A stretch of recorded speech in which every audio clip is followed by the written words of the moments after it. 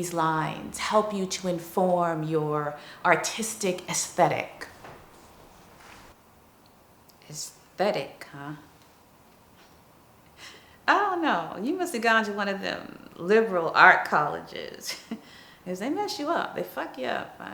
You wouldn't be asking that if you'd gone to a community college. Okay, let's just stick with the question because I'm really curious about what made you choose this title, asymptote. An asymptote is a defined point. It comes close, but it does not touch. And I thought it was the perfect word to describe the invisible, microscopic gaps that constellate our humanity. Plus, I just like the word play when we say discipline. There's the discipline of the whip. There's also artistic disciplines, photography, video, performance art. These artistic disciplines help us to define and imagine Blackness, womanhood, gender, sexuality, ability. How much more would we know about identities if we were willing to harness some of these other disciplines? Science is scary, right? Eugenics. But math felt just right. Goes on to infinity. Plus it was invented by black-ass Egyptians and Arabs. So explain this to me like I'm in the 6th grade. And be specific, because you asked white men to wear blackface, which I can only imagine is offensive at best. How did you tell them about this project? I mean, I'm curious. What was the conversation about these poses? Okay. Well, isn't Blackness the most compulsive social text? And always about dysfunction. Because we got a talent for AIDS, diabetes, hypertension, pancreatic cancer, bad credit. So I was curious, what if Blackness looked like a private performance of whiteness, back to our roots? And I'll throw in a free question, because I know you want to ask this, but you're not asking it. Why Mammy and not Uncle Tom? I wanted white men to wear the skin of our disavowal. She is an it, a big titty, a pussy hole, a big fat denial hole for somebody else's desires. Wow, that's a lot. It's kind of a lot to take in. I want to get to some of the imagery that you use. The portrait in asymptote number 3, for instance, is such an arresting image. What happened for you and your subject during the making of that particular photo? It's so awkward talking about an arresting image of a white man licking my toilet. It was nasty. And I liked it. I think whiteness is a hell of an image to maintain. Where do white women fit into the story? Damn, really? Why not ask me where Palestinian women fit into my schema? That would be an interesting, relevant-ass question. Well, I mean, let's face it, you seem pretty preoccupied with white men. I want to think that you're a feminist. So where do white women fit into the story? So I kind of pride myself on being a reader of, a sign reader, a reader of social text. Do you like the TV vampire series True Blood? True Blood, yes, I liked True Blood, but I'm confused. Where are you going with this? The whole subtext of True Blood is about the female white protagonist, Sookie Stackhouse, who's got a magical pussy. It's like cocaine. It doesn't matter what's happening in the storyline. Sookie got that magical pussy. It's on and it's popping. So werewolves, shapeshifters, vampires, everybody, they're all open over that white magical pussy. So fuck the black drag queen. Fuck his fine-ass Mexican boyfriend. Fuck the pretty Barbie doll black girl who's Sookie's best friend, Tara. Even fuck the sexy, sarcastic white woman who's a dyke. White pussy ain't quite as magical when it's dykey. I'm sorry, I'm not following. I want somebody to ask a white woman artist to break the art story of the century. White women and what they think is a cipher, because we're always asking them to speak on behalf of some universal female subjectivity, right? So ask her. Go ask her, Decca. I think it would be fascinating. You know, the specifics of her existential crisis and all. It's just not my deal. Okay, fair enough. So I want to shift gears here a little bit. And I want to talk about your typographic print, The New Black. Where exactly were you going with this 2D work?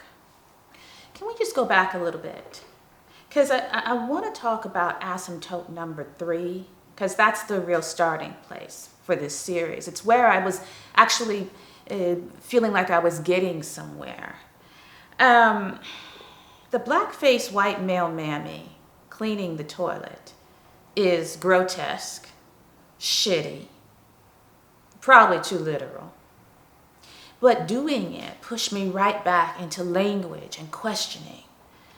Why are we in such a hurry to dismiss the abject ways that black femaleness is forced to exist?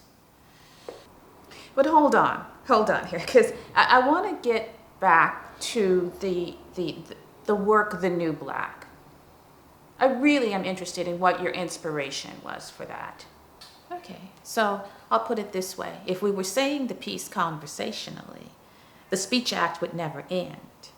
The new black, is woman, is poor, is queer, is transgender, is biracial, is Muslim, is bisexual, is polyamorous, is immigrant, and it don't stop. So I am going to ask this. Why do you need to have this conversation in images and objects? Why can't you just simply write a book? Blackness is an aesthetic condition. The way that people perceive me creates my reality. I perpetrate images, stereotypical images of blackness in order to disarm them. I mean, it's a form of homeopathy. But isn't race a made-up thing?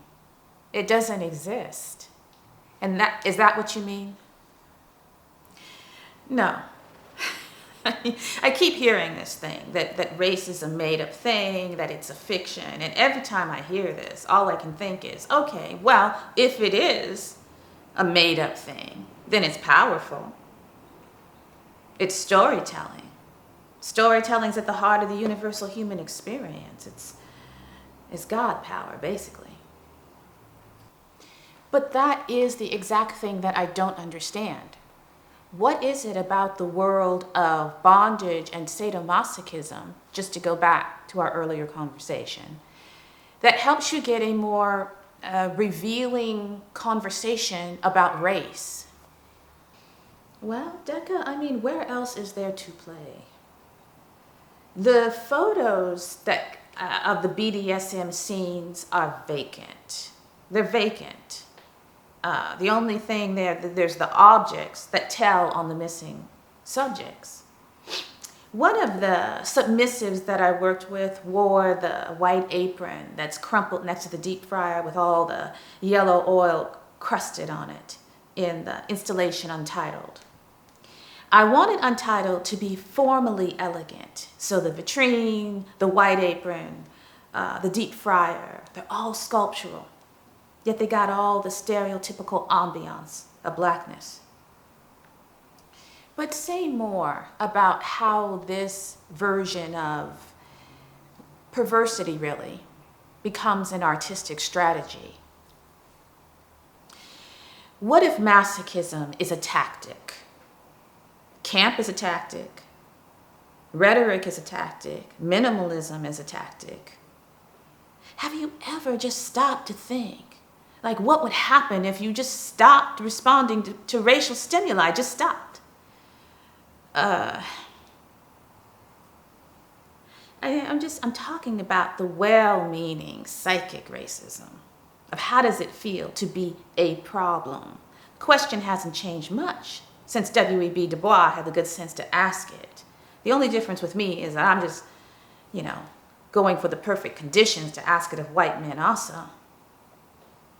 And how would you feel if this kind of work was done by a white man? My feeling? Hipster irony is a compensation for a lack of soul. What would you say to a viewer who finds your work too cynical, too difficult, too fraught to step into? To be honest, I'd be into it. I think more people need to be honest about the fact that racism and sexism and homophobia make them feel not okay. I mean, as far as I'm concerned, the purpose of being human is that we want to feel encouraged.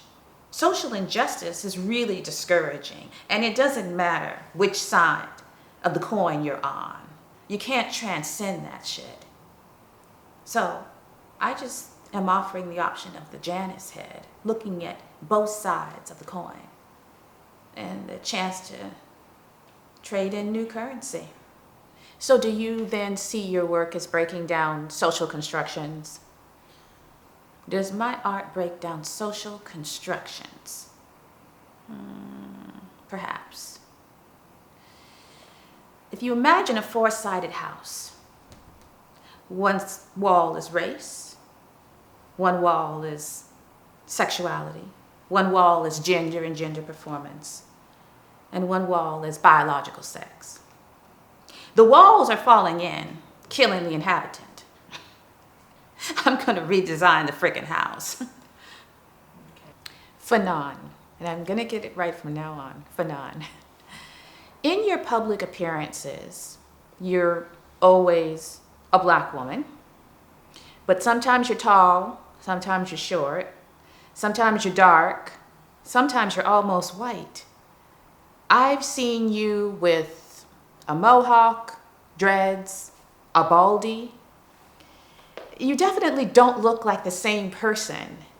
And these shifts in appearance are very intriguing. Is Fanon Brown a solo artist or a collective? Well, I'm willing to be whoever I need to be in order to be seen and heard and known. I want to be unimaginably recognizable. I gotta be plural to get that done.